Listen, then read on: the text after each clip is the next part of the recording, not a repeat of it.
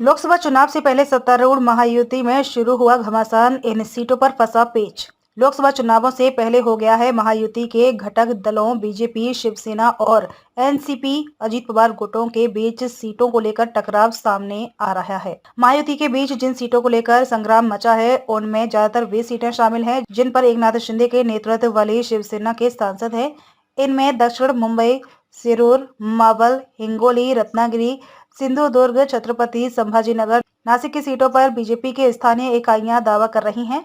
दक्षिण मुंबई सीट पर इस समय शिवसेना के अरविंद सावंत सांसद हैं। इस सीट से बीजेपी राहुल नार्वेकर को चुनाव लड़ाना चाहती है।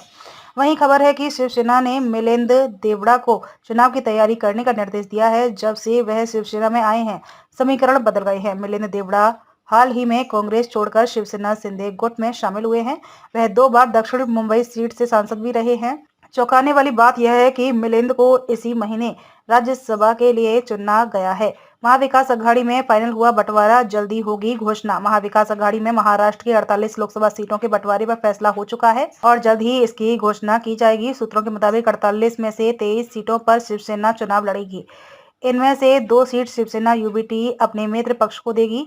कांग्रेस 17 सीटों पर लड़ेगी और एनसीपी शरद पवार गुट 9 से 11 सीटों पर चुनाव लड़ सकते। वंचित बहुजन अघाड़ी के लिए महाविकास अघाड़ी अकोला की सीट और राजू शेट्टी के लिए हाथ कंगले की सीट छोड़ने की तैयारी कर रही है। सूत्रों से मिली जानकारी के मुताबिक ठाकरे गुट मुंबई की 6 में से 4 सीटों पर लड़ेगा।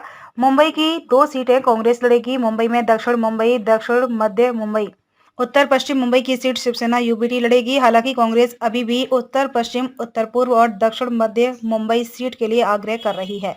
मुंबई की इन तीनों सीटों पर फैसला दिल्ली में होने की बात कही जा रही है।